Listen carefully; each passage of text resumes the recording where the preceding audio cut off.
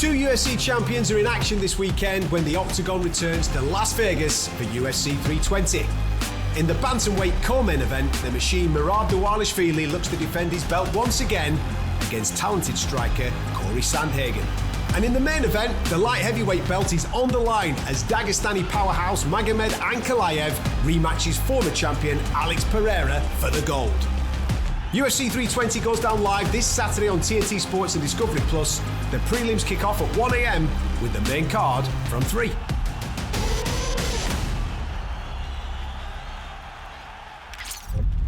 Welcome to Fight Week and your official preview for UFC 320. I'm Adam Catterall. It is a pleasure to be in your company and the company of these two, the one and only Mr. Nick Peet, and a man it looks like we've just caught on his way out to dinner.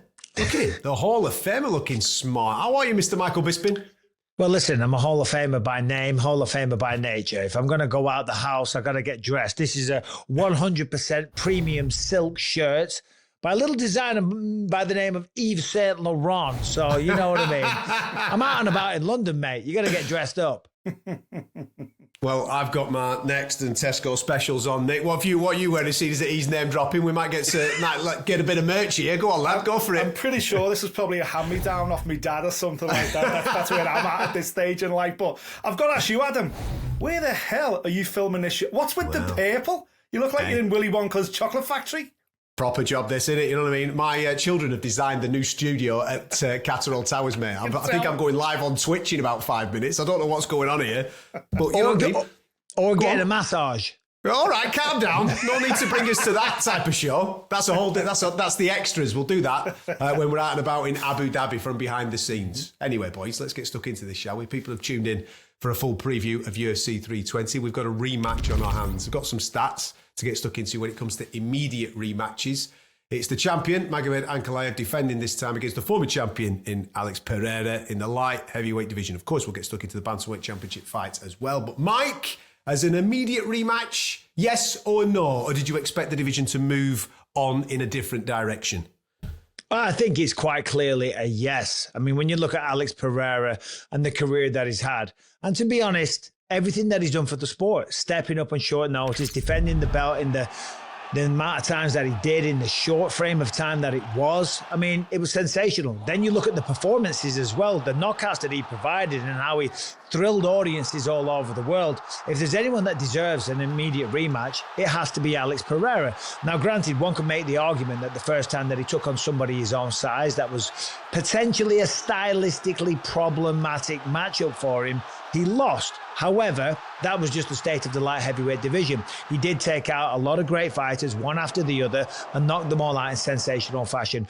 Didn't really show up last time out, I'll say that. Last time against Magomed Ankalaev, I think we all felt the same way. He didn't really get going. He didn't take any chances. He didn't bite down on his mouthpiece and really go to war. It was kind of a nothing fight. And maybe that's because of the schedule that I just talked about. Maybe it's because he was flying all over the world and being the belle of the ball, the man of the moment, doing appearances here and seminars there and going to Australia. Almost every single event you went to, there was Alex Pereira. And maybe he just took his eye off the ball a little bit. We don't know. And that's why we're doing a rematch, because there's a lot of pressure coming on Alex Pereira this weekend, because if he doesn't beat Magomed Ankalaev, I'm not saying that his title aspirations or talks are done, but it's a massive blow to the former champion. We're going to celebrate the champ, obviously, in a moment, but we'll stick with Alex for a second, Nick. His run was unbelievable. I mean, he, like Mike just said there, he was out every 3 to 4 months. He was dusting everybody off. He was giving us super excitement over multiple weight divisions. Do you believe that schedule caught up with him as he obviously went to the Octagon last time out against Ankalaev? Perhaps, but that's also one of the reasons why he secured himself in the Hall of Fame inside 4 years. You know, no one's ever done that before. His impact on this sport was absolutely meteoric across 2 weight divisions as well, multiple title defenses and challenges. He's been absolutely phenomenal for the sport, but we also knew that he's 38 years of age now, so we were getting him at the back end of his fight and life, so it's about getting as much out as possible. Although what was really interesting last week was hearing Pereira describe Ankalaev as a, let's use a nice word, a less than satisfactory UFC champion. I think by that, what he means is, since losing the belt to Ankalaev, we haven't really seen Ankalaev at all. He's been not at any event. He's not been visual. He's not been speaking to the fans. He's done what he's always done, and that's gone away and work away and hide away and do his own thing. Whereas Pereira took on that role as UFC champion as, right, well, I've got to be the face of the UFC now, at least as far as I'm concerned. I've got to attend events. I've got to fly around the world. I've got to be visual and touchable for fans to come up and go, wow, a UFC champion, take photos. I understand where he's coming from. This is a sport that is competing with many other sports, not just in America, but on a global scale. UFC is competing with pay-per-view, live sports events on every single corner of the planet. You need your champion to be visual, out there, promoting the brand, promoting the sport, and getting in people's faces. That's what Pereira did. I think he was a great champion, but maybe his time has done. I was going to lead you towards that, because is Ankalaev an underappreciated champion? And has he kind of, like what Nick's just said there, kind of caused a little bit of that himself? Well, the world takes all sorts, and there's all kinds of people out there. And if you want to go around and soak up the moment and really revel in the fame and the opportunities that come your way, that's all well and good. But the reality is Magomed Ankalaev doesn't owe anybody anything. His job is to show up and to fight and to win those fights. He doesn't have to go to seminars. He doesn't have to go to events. He doesn't have to be a fan favorite.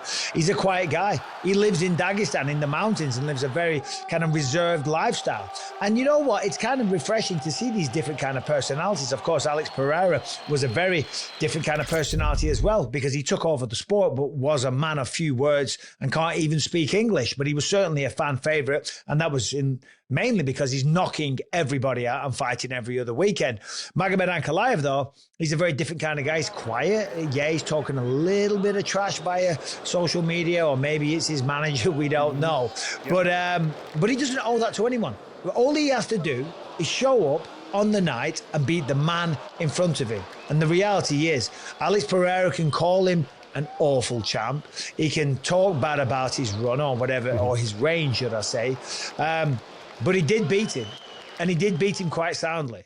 And Alex Pereira, he's not under pressure, because Alex Pereira's achieved everything that somebody wants to achieve when they become a fighter. When they decide, I'm going to do this for a living, they want to become a champion. They want to secure financial freedom. And maybe to a lesser extent, you know, you want to be remembered. You want to leave your mark on the sport. Pereira's done all of those things, okay? He's been wildly successful. He's made millions and millions of dollars. As Nick said, he will be in the Hall of Fame for sure, and he's done it in record time.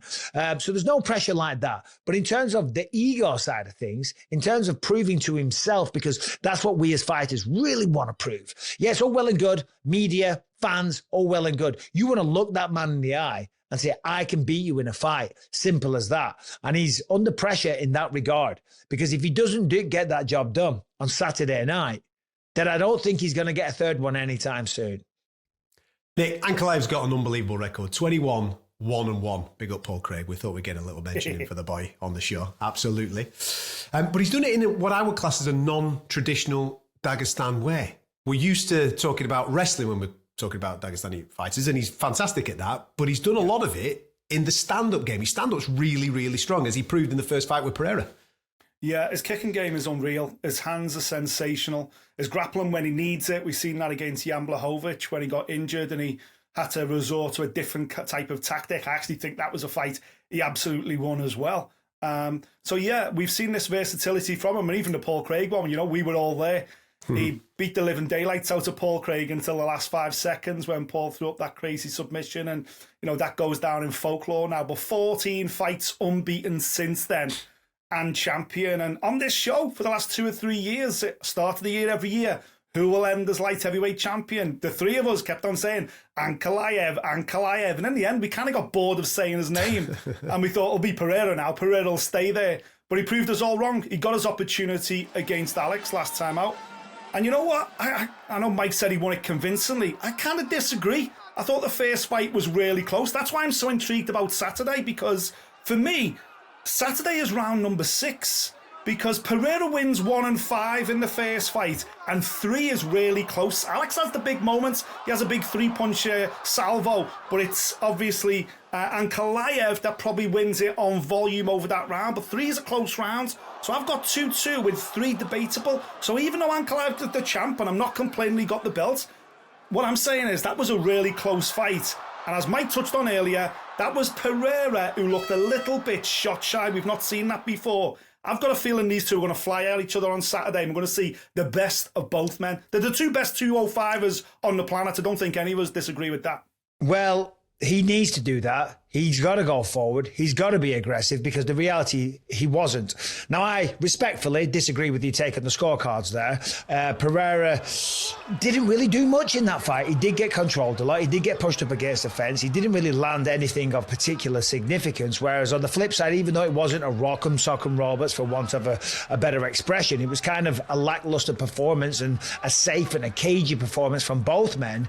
I had Magomed clearly winning the fight. Now, you're right, he's not a traditional Dagestani wrestler, certainly not an Habib or an Islam or anyone like that, but he does have it in his back pocket. And I think the threat of that takedown was enough to make Pereira kind of clam up, to make him hesitate. And we always talk about that on commentary, but I can tell you from first-hand knowledge, being in there, fighting a strong wrestler, you don't let go with your hands because you're like, as soon as I commit to a right hand, they're going to shoot underneath. And whilst Magomed Ankalaev isn't that wrestling powerhouse, he does have it in his back pocket. And I do think that caused Pereira to kind of clam up and hesitate a little bit and let the fight get away from him. So that is what he's got to do this time. He has got to go forward. He has got to be reckless. He has got to take chances, because if he fights the same way, the result will probably be the same. A lackluster performance from both men, and something that Pereira is forever going to kick himself for. We're all set for an absolute cracking main event and a light heavyweight title fight. Now, from one champion that is maybe underappreciated to one that has definitely stepped out of the shadows this year. He's on for Fighter of the Year if he can pull this off on Saturday. It's Merab Fight Week, everybody. And that brings a smile to everybody's mush. Step up, another contender, and a man that has absolutely earned the right to have his shot at the king in Cory Sandhagen. We are set for a cracker, mate, in the bantamweight division.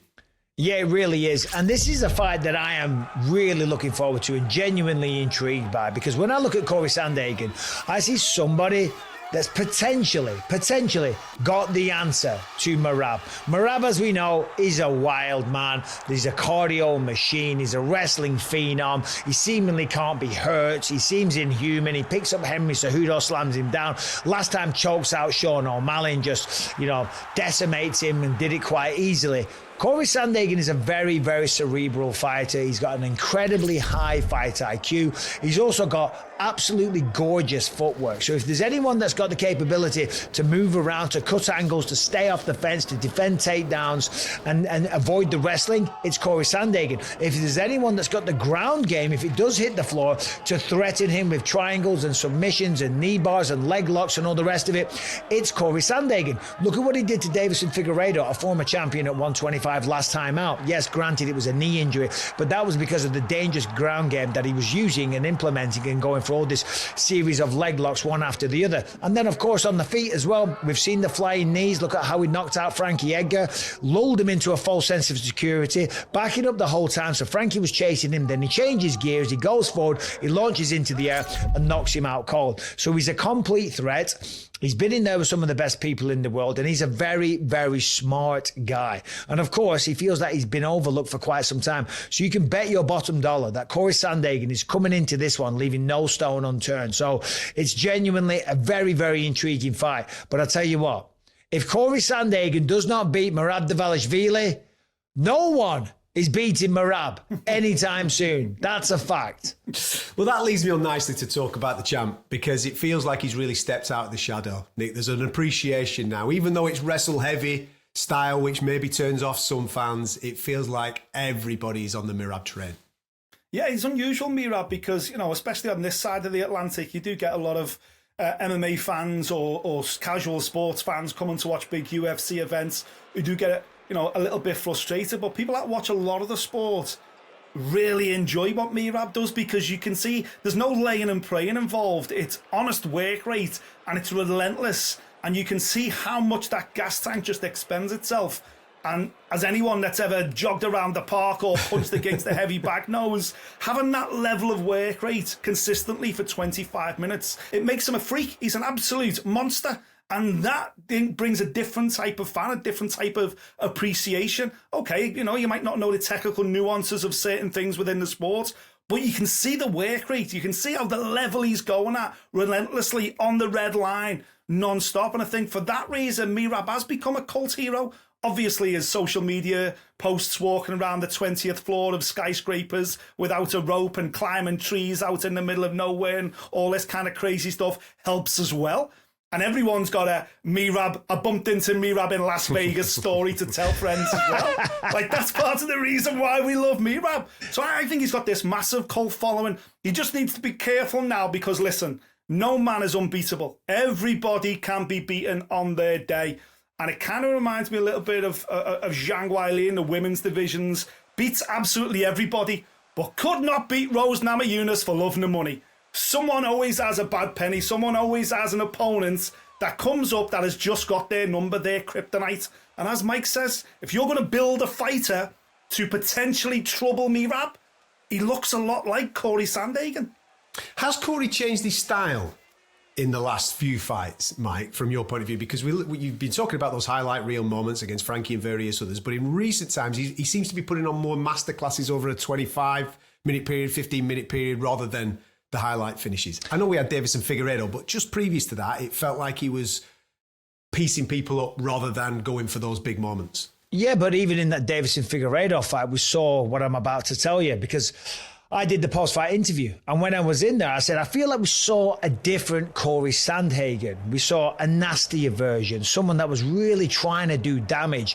And he agreed in the ring, in the interview. He said, yeah, you're absolutely right. And that's been a conscious thing to try and be nastier, to really do damage, to take people out of there, you know. And I think that's what we have seen. And yeah, okay, it was a knee injury for Davis and Figueiredo, but however, he was threatening leg locks like crazy. And then his knee blew out, you know, and that's because of the way that he was having to articulate and move his body and manipulate in all these weird ways, and in the end the knee pops out. You know, that was because of what Cory Sandhagen did, you know, and he knows that if he's going to get the title shot, because he felt like he was being a little bit overlooked, that he had to start finishing people and making a name. And then of course when you look at his social media, I mean, talk about a transformation. When you speak to Cory Sandhagen in the fighter meetings, oh my God, you want to talk about a guy that's sitting there doing meditation and sound baths and reading books and, you know, like boring stuff. Okay, right? Not what you want from a fighter meetings. We don't want to talk about, oh God, this guy's been doing a lot of meditation and visualization.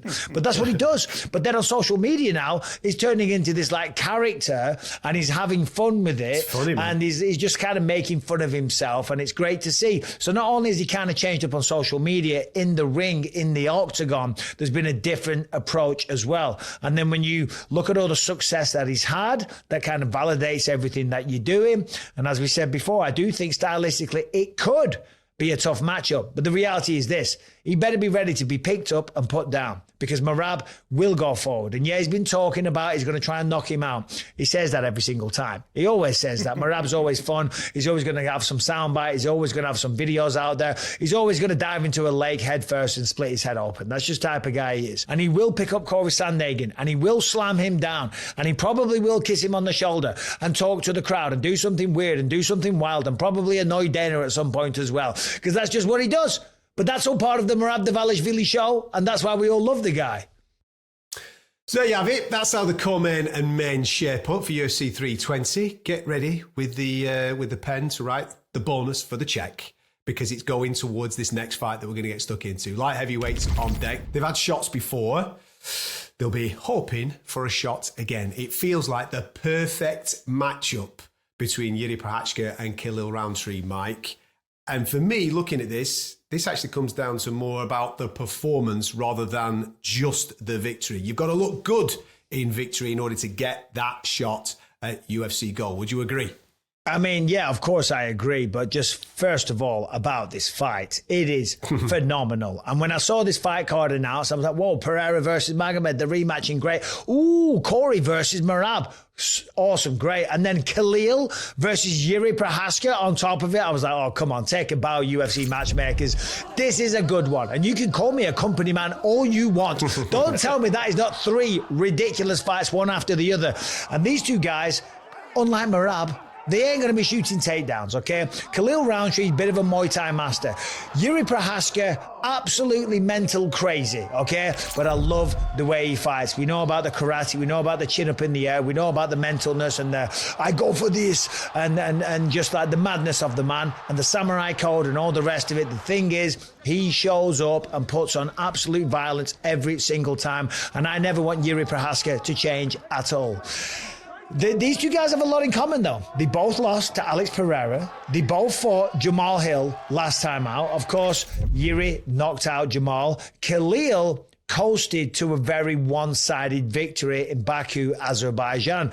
Khalil showed that he was clearly the cleaner fighter, but he did have the crowd booing a little bit. A lot of people were leaving. To be fair, the local fighters had all performed and maybe they wanted to beat traffic, but he wasn't a barn burner. Far from it. It was a dominant performance. It was a great display of mixed martial arts striking and fight IQ and staying calm under pressure and all the rest of it.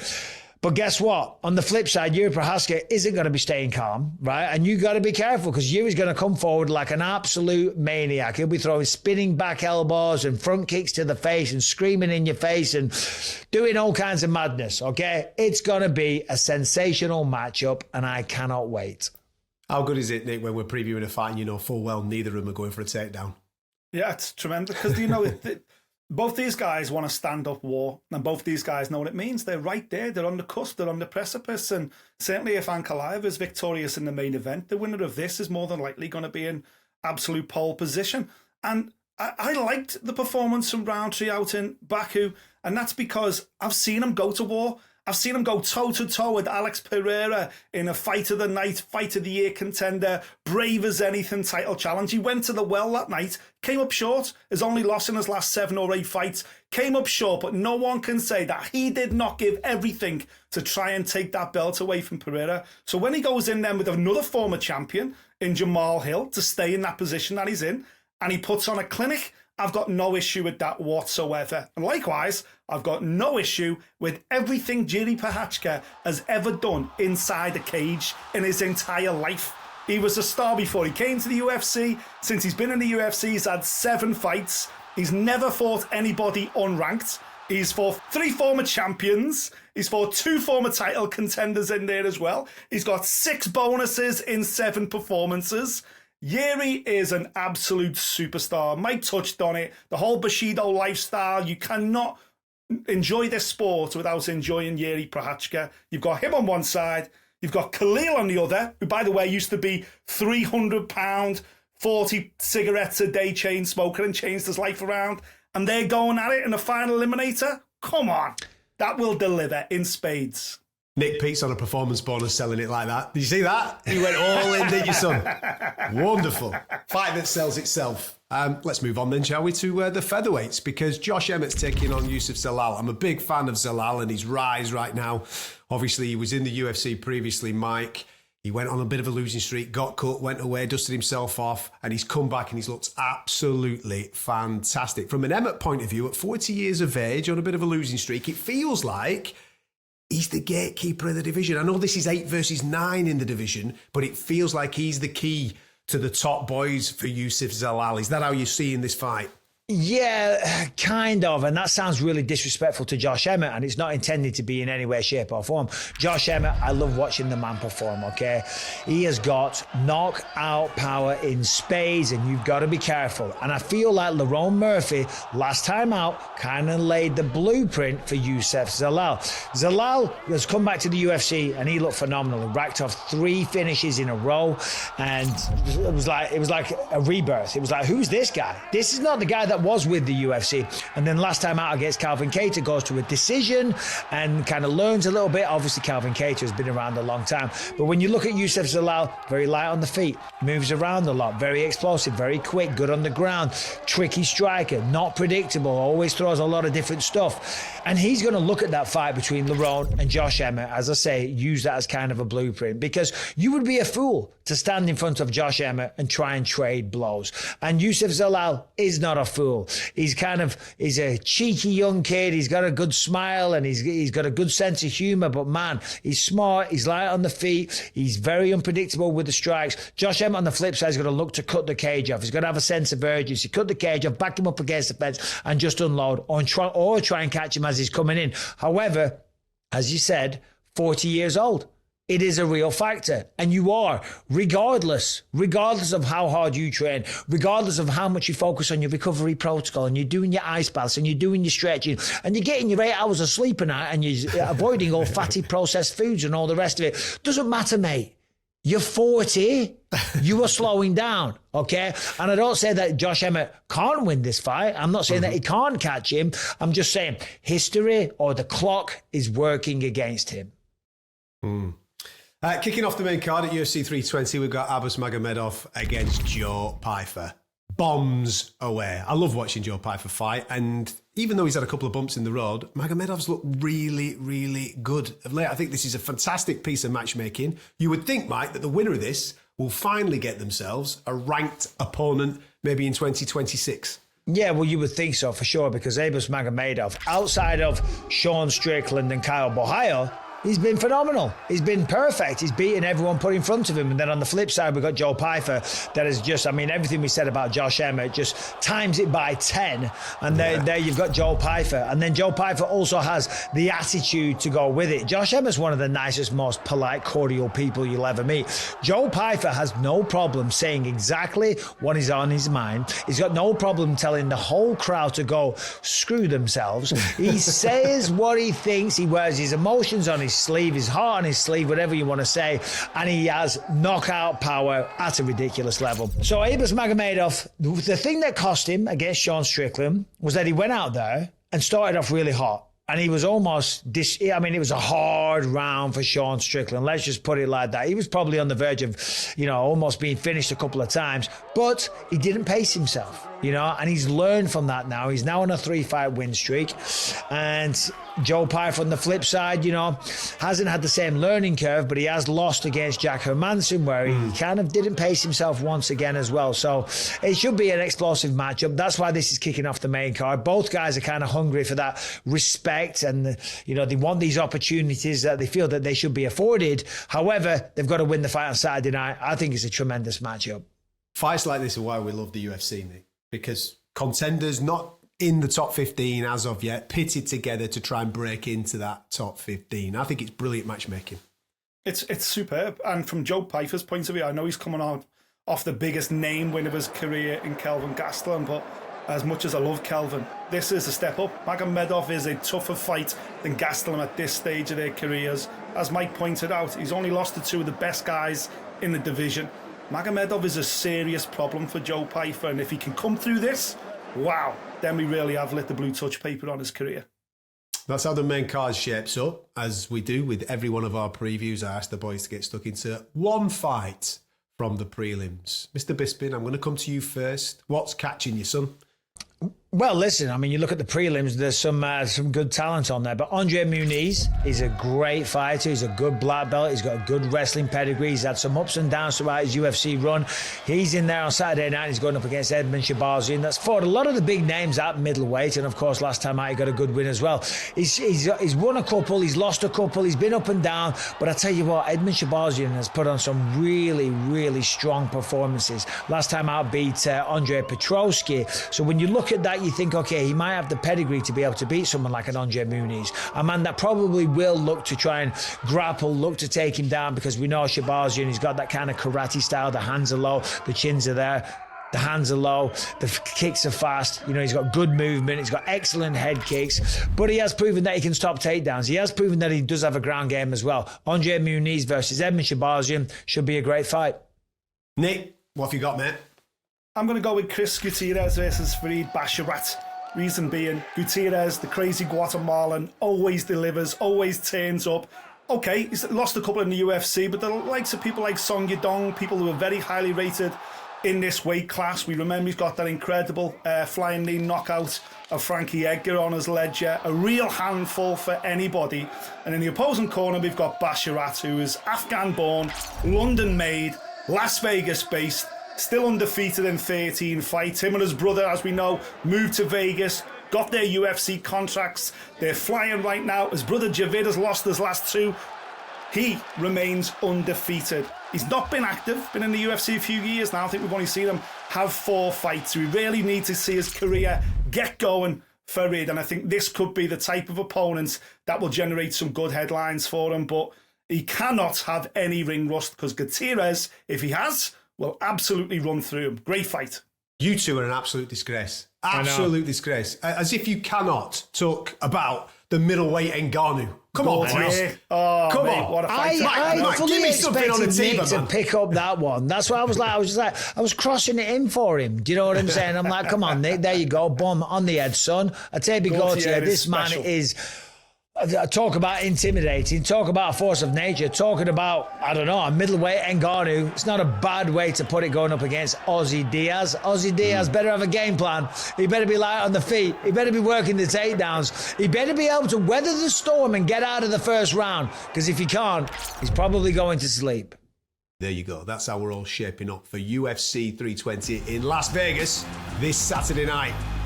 Merab Dvalishvili is set to defend his bantamweight strap against dangerous challenger Cory Sandhagen, and Magomed Ankalaev runs it back against former champion Alex Pereira for the light heavyweight belt. It all goes down live Saturday night on TNT Sports and Discovery Plus. The prelims kick off at 1 a.m. with the main card from 3. Do not miss it.